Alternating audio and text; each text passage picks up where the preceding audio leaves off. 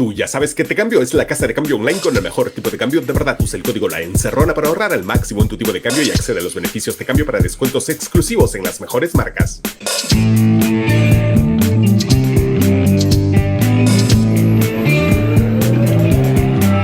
Hola, soy Marcos Cifuentes. Bienvenidos a La Encerrona, tu mini noticiero mañanero. Hoy es martes 6 de diciembre de 2022 y hoy tenemos que hablar de los 4 millones de soles para Pedro Castillo, supuestamente.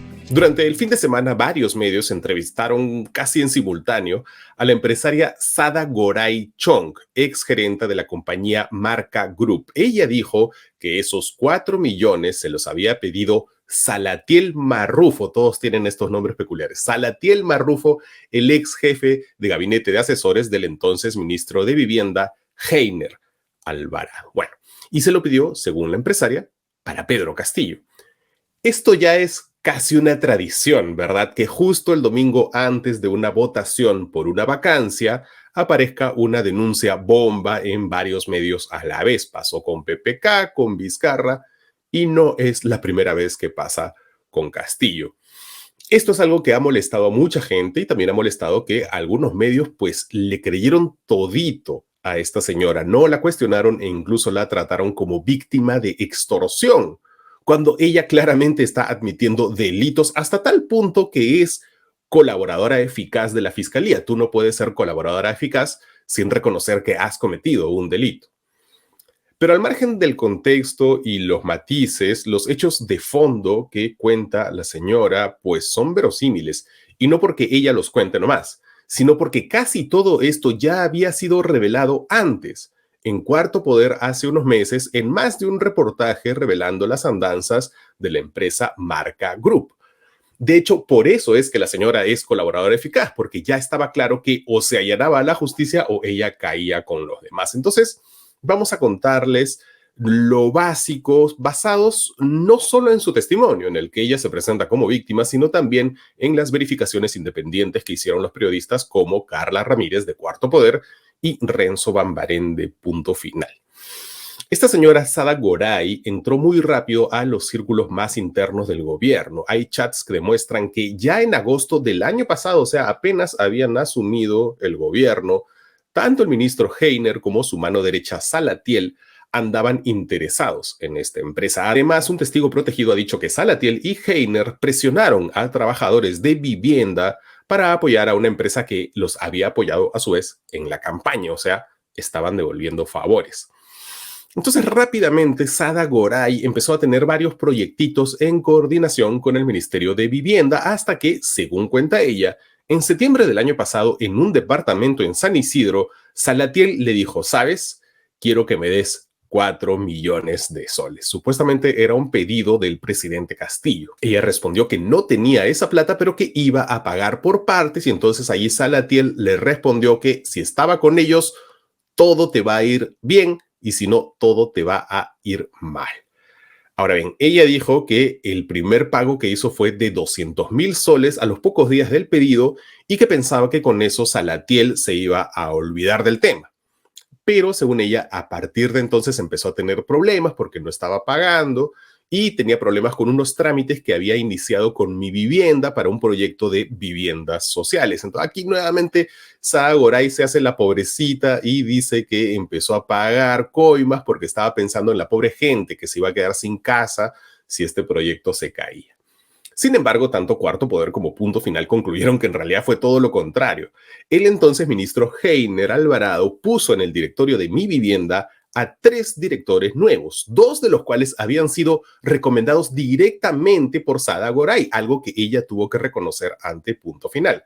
Es más, ella le reconoció a Renzo Bambarén haber recomendado a 40 personas para el sector vivienda. Y al final, el convenio entre Marca Group y el Estado peruano fue aprobado. Marca Group empezó a dar créditos por un total de 34 millones de soles para esas viviendas sociales y el Estado entregó más de 1.200 bonos de techo propio a favor de la inmobiliaria. No es el único caso en el que ella se benefició. Sada Goray también necesitaba que la Superintendencia de Bienes Nacionales, la SBN, saneara un terreno de 90 hectáreas en Chilca, que se superponía con tierras del Estado y que finalmente fue vendido por más de 47 millones de dólares. Como varios funcionarios se habían negado a sanearlo, la SBN terminó contratando como externa a una socia de Sada Goray, la abogada Flor Olivera Orellana. Esto fue revelado en su momento por el diario La República.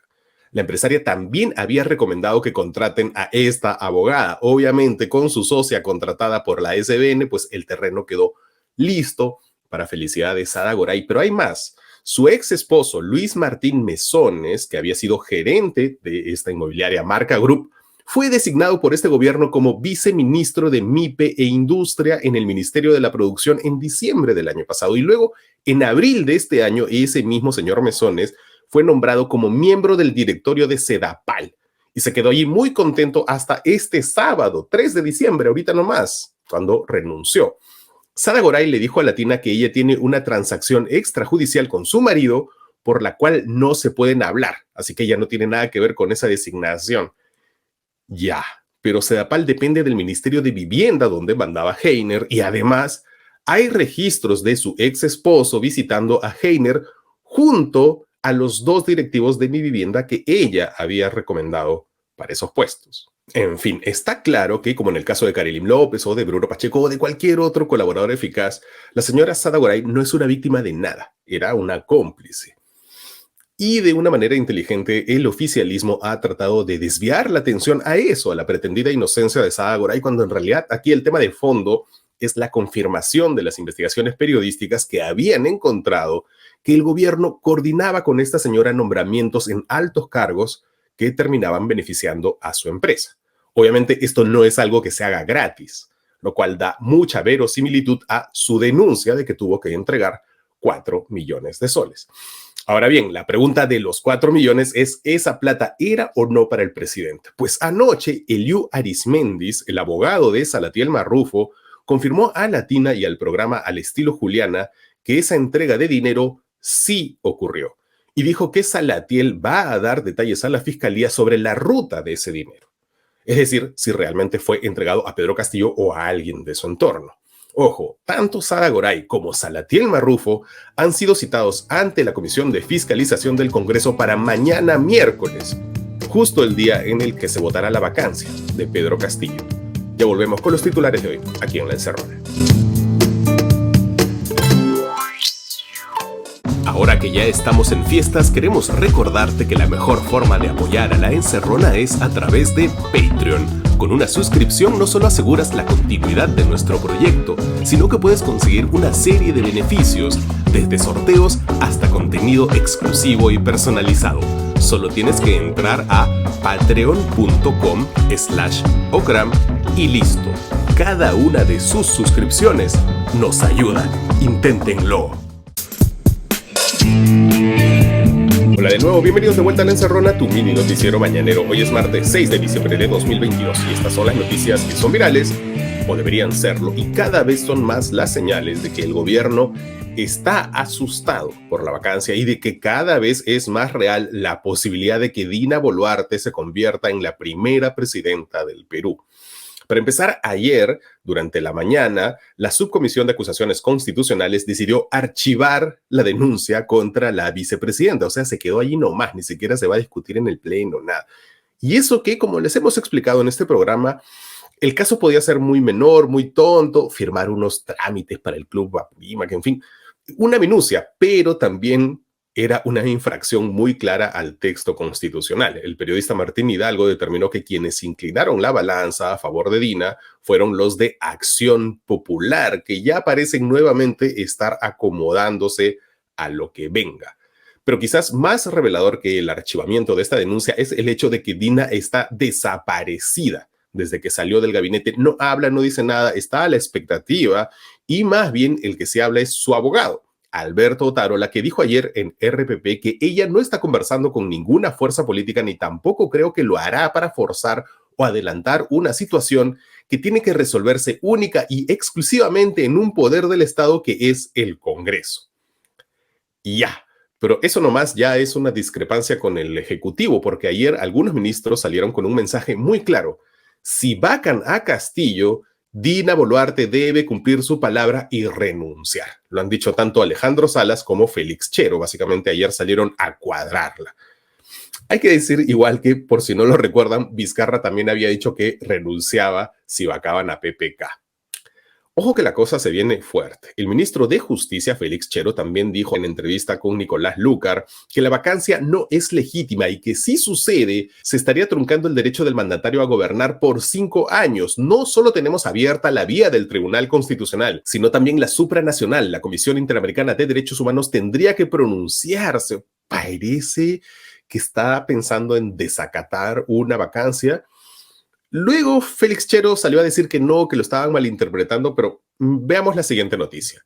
Gustavo Bobbio juró como nuevo ministro de Defensa. Él era hasta ayer jefe de asesores de la DINI, de la Dirección de Inteligencia. De hecho, justo ayer les contamos que Walter Barrantes, el nuevo jefe de la DINI, ex antaurista, ex Movadef, hace nomás unas semanitas había amenazado con ejecutarlo. Y si la justicia no existe, hasta podría llegar a ejecutarlo. Y ahora van a tener que trabajar juntos, pero eso no es nada, porque Bobbio es el segundo antaurista nombrado al hilo como ministro de Defensa por este gobierno. Su antecesor, el ministro Barragán, que renunció hace nada, pues había postulado a la vicepresidencia en la misma plancha que la esposa de Antauro. Y el nuevo ministro, Gustavo Bobbio, directamente ha sido asesor de Antauro, era el orador estrella de las charlas que daba el etnocacerismo por todo el Perú. Y es más, su hermano, Fernando Bobbio, fue parte de los eventos del Andahuaylazo liderado por Antauro. Y el actual comandante general del ejército, Walter Córdoba, es compañero de promoción de Antauro Humala. El general Córdoba, de hecho, ayer participó en un evento del Congreso y aprovechó para decir que el ejército se mantiene comprometido con los roles institucionales asignados. Ya veremos. Recordemos también que el general Córdoba está en problemas. Hace unas semanas, una joven de 20 años denunció que fue violada por parte del cadete José Mogollón Medina, algo que ocurrió nada menos que en la Casa Blanca, que es la vivienda que el Estado le asigna al comandante general del ejército. Este cadete acusado es nada menos que sobrino del general Córdoba. Y hay más, porque no solo el ministro de Defensa está vinculado a Antauro, no solo el comandante general del ejército, sino también el viceministro de Defensa, Leonel Cabrera, que fue además superior de Ollanta-Humala en Madre Mía, y además fue recomendado para un ascenso ante Antauro Humala. Esto yo lo conté en el libro H&H. Y luego, además, ya retirado, postuló al Congreso bajo el ala del etnocacerismo y la figura de Antauro Humala. Entonces, ahora mismo tenemos al ministro de Defensa, al viceministro de Políticas para la Defensa y al comandante general del Ejército vinculados a Antauro Humala. La encerrona puede confirmar de primera mano que este fin de semana Antauro Humala canceló su gira por el norte para volver a Lima a supervisar estos eventos. Ayer el flamante ministro Gustavo Bobbio iba a dar una entrevista en Canal N y llegó a las instalaciones del canal, pero de pronto se dio media vuelta y se fue. Jaime Chincha cuenta que se lo cruzó en la salita de espera del canal y vio cómo de pronto su edecán llegaba con un celular en la mano para decirle que el presidente no le autorizaba a hablar, y el ministro Bobbio, bien obediente, se fue, dejó plantada la entrevista. Y pasemos a judiciales, a Keiko Fujimori, porque ayer muchos celebraron un apercibimiento del Poder Judicial a Keiko por el escándalo de su desinvitación a Oxford. De hecho, ayer en la audiencia judicial quedó claro que ella pidió permiso para viajar sabiendo que ya había sido desinvitada, según su abogada, con la esperanza de que la reciban igual. Por esto, el juez Víctor Zúñiga le impuso una amonestación que en realidad es como una tarjeta amarilla. O sea, que la gente que ha celebrado, pues ha celebrado por algo que es una tarjeta amarilla, porque esto no impide que Keiko sí viaje a Madrid este 11 de diciembre a visitar la sede de una fundación de abogados. Por cierto, este fin de semana, ojo, el Poder Judicial ordenó excarcelar al ex jefe de la DINI, José Luis Fernández Latorre, al ex asesor informal de la DINI, Henry Shimabukuro, al empresario Samir Abudayé e incluso al ex gerente general de Petroperú, el Hugo Chávez peruano. Básicamente los han liberado porque dicen que han estado asistiendo a las diligencias de la investigación preliminar que tiene varios meses. Ya, pero el Hugo Chávez peruano se quiso fugar. ¿Eso no cuenta para nada? Y 2 años después, el fiscal Germán Juárez concluyó la investigación preparatoria contra Martín Vizcarra por colusión, cohecho pasivo propio y asociación ilícita a favor de la empresa Obrainsa, cuando Vizcarra era gobernador de Moquegua. A pesar de que mucha gente tiene el falso recuerdo de que Vizcarra fue vacado por el Vacuna Gate, en realidad él fue vacado por este caso, que ha demorado 2 años en cerrar su investigación preliminar. Y nos vamos con la gripe aviar. Ojo, la ministra de Salud, Kelly Portalatino, recomendó a las municipalidades distritales restringir el acceso a las playas. Ya desde ayer, las 8 playas de Miraflores amanecieron cerradas hasta que se recojan todas las aves que se encuentran muertas alrededor de las playas, dijo la municipalidad. Pero ustedes ya saben, lo único que tienen que hacer para cuidarse es simplemente no acercarse a ninguna ave silvestre, ni viva y mucho menos muerta. Eso es todo. Estos fueron los titulares de hoy. Ya volvemos con la entrevista de la semana aquí en La Encerrona con Marcos Cifuentes.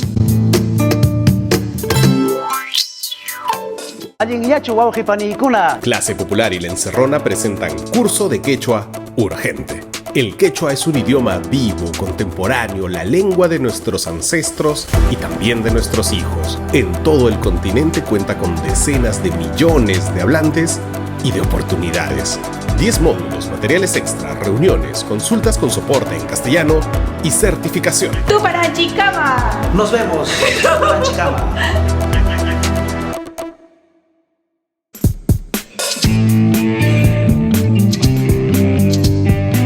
Bienvenidos de vuelta a La Encerrona, tu mini noticiero mañanero. Y este domingo tuvimos otra edición de Pequeñas Islas, nuestro programa de entrevistas que se transmite en vivo, en exclusiva para nuestros suscriptores de Patreon. Si tú quieres participar y hacer preguntas, puedes inscribirte a nuestro Patreon, buscas el nivel Pequeñas Islas y puedes ser parte de estas entrevistas.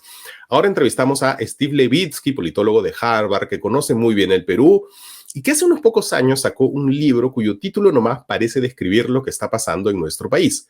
Cómo mueren las democracias. De hecho, hay una parte de este libro que describe los 2 primeros años de Fujimori, los años de enfrentamiento entre Ejecutivo y Congreso que terminaron en el autogolpe del 5 de abril. Y la verdad es que tú lees ese capítulo y parece que estuviera hablando de Pedro Castillo. Sí, es cierto. He tenido la misma idea en las últimas semanas. Fujimori era un outsider que nadie esperaba que iba a llegar ni él esperaba que iba a llegar a la presidencia. Llegó a la presidencia. Y llegó a la presidencia con una dosis de populismo antipituco en la segunda vuelta contra Vargas Llosa. Entonces el establishment, los partidos establecidos, sobre todo el lado más conservador, no confía mucho en él, lo oponía, lo trataba mal. Entonces, desde el principio existen 2 cosas que reinan hoy. Un presidente inexperto, sin experiencia con las normas de la democracia, sin mucha capacidad de negociar, de buscar consensos, de gobernar, y mucha desconfianza entre el presidente, que desde el principio pensaba que el Congreso quería removerlo, y de hecho hubo intentos en el Congreso en el 90 y 91 para removerlo. Entonces Fujimori desconfiaba del Congreso y el Congreso desconfiaba y desestimaba un poco el presidente. Entonces ahí los paralelos son claros y la verdad dan mucho miedo. La diferencia, yo diría que hay 2 o 3 diferencias importantes. Primero, el nivel de crisis en el Perú era mucho más alto en el 90 que hoy. Segundo, Fujimori tenía más popularidad y más talento político que Castillo, porque un presidente con 25% de aprobación no suele hacer un autogolpe con éxito. Los presidentes populares, los Chávez, los Correa, los Morales, los Fujimori, son los que tienen éxito con una jugada, una aventura autoritaria. Los presidentes sin popularidad, Lucio Gutiérrez, Serrano en Guatemala en los 90, suelen fracasar. No hay tiempo para más. Por cierto, Levitsky también propone como una salida a la crisis nada menos que una constituyente. ¿Por qué dice eso? Bueno, busquen la entrevista en todas nuestras plataformas. Gracias a todas las radios y televisoras locales que nos retransmiten en todo el Perú, así como ellos. Ustedes también recuerden que esta entrevista y en general la encerrona es libre y es gratis. Y si es gratis y si cualquier persona puede tener la misma información que tú tuviste hoy, es gracias a los encerroners de Yape de Plin de YouTube y de Patreon. Y si tú puedes ser uno de ellos, inténtalo. Y hoy es martes musical. Y Romina quiere recomendar a otra artista peruana y compositora que deberían escuchar. Y dice Romina, darle una oportunidad por su buena energía y canciones melódicas. Nia Bani hace unos días ha sacado una nueva canción, Las Cosas Claras, donde desprende una vez más la vulnerabilidad y la honestidad de las historias que cuenta en sus canciones.